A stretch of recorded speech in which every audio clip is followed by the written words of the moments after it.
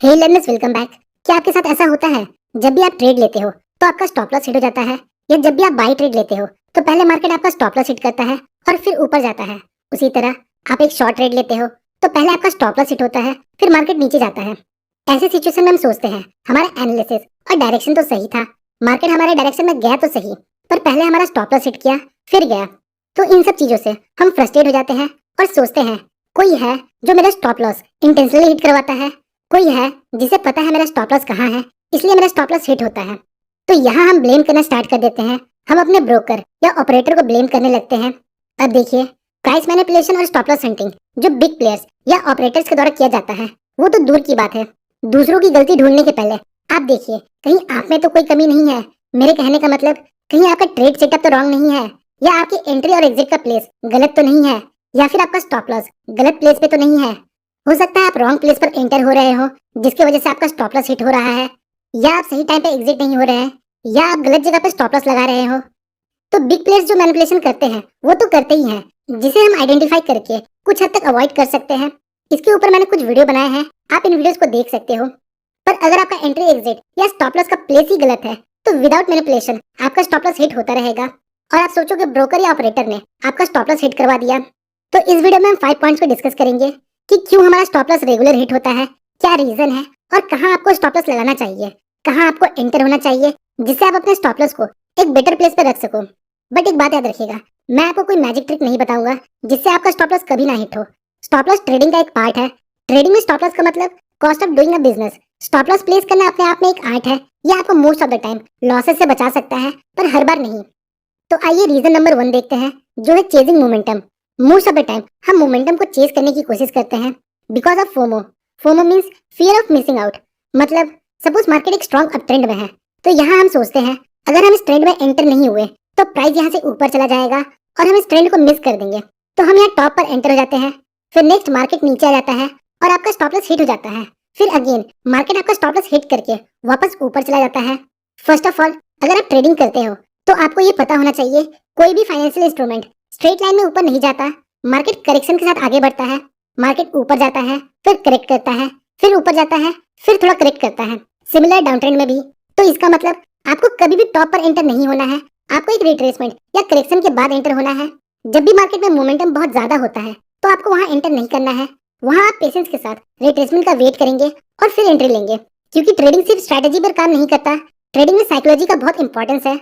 मतलब आपको अपने इमोशंस को कंट्रोल करना है। आइए एक एग्जांपल देखते हैं। फॉर दिस एग्जांपल, यहाँ हम टॉप पर एंटर होने की जगह रिट्रेसमेंट पर एंटर हो सकते थे। यहाँ प्राइस 50 पीरियड ईएमए को रिस्पेक्ट कर रहा है, तो जब भी प्राइस 50 पीरियड ईएमए पर रिट्रेस करता है और वहाँ एक बुलिश कैंडल दिखता है तो हम एंटर हो सकते थे। उसी तरह ट्रेंडिंग मार्केट के दौरान प्रीवियस की लेवल पर कैंडलस्टिक का कंफर्मेशन लेकर एंटर हो सकते हो। अब रीजन नंबर 2 देखते हैं, taking trade only based on candlestick. For example, हमने सीखा है हैमर एक बुलिश कैंडलस्टिक है। ओके, जब भी डाउन ट्रेड में हैमर बने तो हमें इसके हाई ब्रेक पे बाय करना है। तो क्या ये आपको इतना सिंपल लगता है? क्या एक सिंगल कैंडलस्टिक में इतना पोटेंशियल है कि वो मार्केट के इतने बड़े बेरिश सेंटीमेंट को चेंज कर दे? So answer is no. Candlestick trading में हमने बहुत कुछ सीखा, 100 से भी ज्यादा पैटर्न्स और ट्रेड करने का तरीका, पर एक इंपॉर्टेंट चीज जो हमसे छूट गया वो है लोकेशन। आइए इसे एक रियल एस्टेट के एग्जांपल से समझते हैं। सपोज हमारे पास दो 3 BHK का फ्लैट है, दोनों बिल्कुल सिमिलर है, पर दोनों का लोकेशन अलग है। एक है थोड़ा बैकवर्ड एरिया में और एक है सिटी में। तो आप बताइए किस फ्लैट का वैल्यू और इंपॉर्टेंस ज्यादा होगा? ऑब्वियस सी बात है सिटी वाले फ्लैट का, क्योंकि फ्लैट बी एरिया और वैल्यू में है तो ट्रेडिंग भी बिल्कुल सेम है। कैंडलस्टिक पैटर्न इंपॉर्टेंट है, पर कब? जब ये हमें राइट लोकेशन पर मिले, मतलब एरिया और वैल्यू पर मिले। वापस हैमर वाले एग्जांपल पर आते हैं, तो यहाँ हमारे पास हैमर है जो डाउन ट्रेंड में बना। नेक्स्ट यहाँ देखिए, ये एक और हैमर है, ये भी डाउन ट्रेंड में बना, पर इस वाले हैमर के साथ एक सपोर्टिंग फैक्टर है, एरिया ऑफ वैल्यू, जो है ये सपोर्ट लेवल। और हम सभी को पता है सपोर्ट से हमें एक रिवर्सल देखने को मिल सकता है। तो आप बताइए इन दोनों हैमर में से कौन सा ज्यादा इंपॉर्टेंस होगा? तो हम ये इजीली बोल सकते हैं ये हैमर ज्यादा इंपॉर्टेंट होगा। तो ट्रेडिंग में हैमर या किसी भी कैंडलस्टिक पैटर्न का फॉर्मेशन इंपॉर्टेंट नहीं है, इंपॉर्टेंट है उसका लोकेशन। अगर कोई भी कैंडलस्टिक पैटर्न बनता है जो बेरिश है और वो एक ऐसे लोकेशन पे फॉर्म हुआ जहां से हमें एक गिरावट देखने को मिल सकता है, तो उस कैंडलस्टिक का स्ट्रेंथ और बढ़ जाता है। तो हमें कभी भी कैंडलस्टिक को सिंगल राउंड ट्रेड नहीं करना है, हमें इसके साथ अदर फैक्टर को भी कंबाइन करना है, जैसे moving averages, support resistance, previous day high low और any key level. Next reason है keeping stop loss too tight मतलब हम अपने स्टॉप लॉस को अपने एंट्री पॉइंट के बहुत क्लोज रखते हैं। सपोज हम यहाँ बाई ट्रेड लेते हैं और हमें पता है ये हमारा सपोर्ट है, तो हम अपना स्टॉप लॉस या तो सपोर्ट पर रख देते हैं या जस्ट इसके नीचे, क्योंकि हमने यही सीखा है कि सपोर्ट के थोड़ा नीचे हमें अपना स्टॉप लॉस रखना है। पर थोड़ा नीचे का मतलब ये नहीं कि जस्ट एक दो पॉइंट नीचे रखें। अगर हम ऐसा करते हैं तो एक लॉन्ग विक कैंडल हमारे स्टॉप लॉस को हिट कर देगा। तो स्टॉप लॉस को जस्ट नीचे रखने की जगह आपको इसे थोड़ा ब्रीदिंग रूम देना चाहिए, ताकि अगर मार्केट थोड़ा नीचे आए तो आपका स्टॉप लॉस हिट करके ऊपर ना जाए। Next point, stop loss should always have some protection. मतलब आपको स्टॉप लॉस रैंडमली कहीं नहीं रखना। आपके स्टॉप लॉस के पहले कोई लेवल होना चाहिए जिसे ब्रेक करने में मार्केट को स्ट्रगल हो। वो लेवल सपोर्ट या रेजिस्टेंस हो सकता है, प्रीवियस डे हाई लो हो सकता है, डिमांड एंड सप्लाई हो सकता है, एक्सेट्रा। अगर आप अपना स्टॉप लॉस कहीं भी रख देते हो जहां प्राइस को जाने में रुकावट ना हो, तो इजीली आपका स्टॉप लॉस हिट हो जाएगा। वहीं सपोज अगर आप सपोर्ट के नीचे अपना स्टॉप लॉस रखते हो, तो प्राइस को आपके स्टॉप लॉस तक पहुंचने के पहले इस सपोर्ट को ब्रेक करना होगा। सो आपके स्टॉप लॉस के पास कोई प्रोटेक्शन लेवल होना चाहिए। नाउ लास्ट पॉइंट देखते हैं क्यों आपका स्टॉप लॉस हिट होता है। तो नेक्स्ट रीजन है you are placing stop loss on a round number. बहुत से लोग क्या करते हैं, अपने स्टॉप लॉस को सर्टेन पॉइंट पर रखते हैं।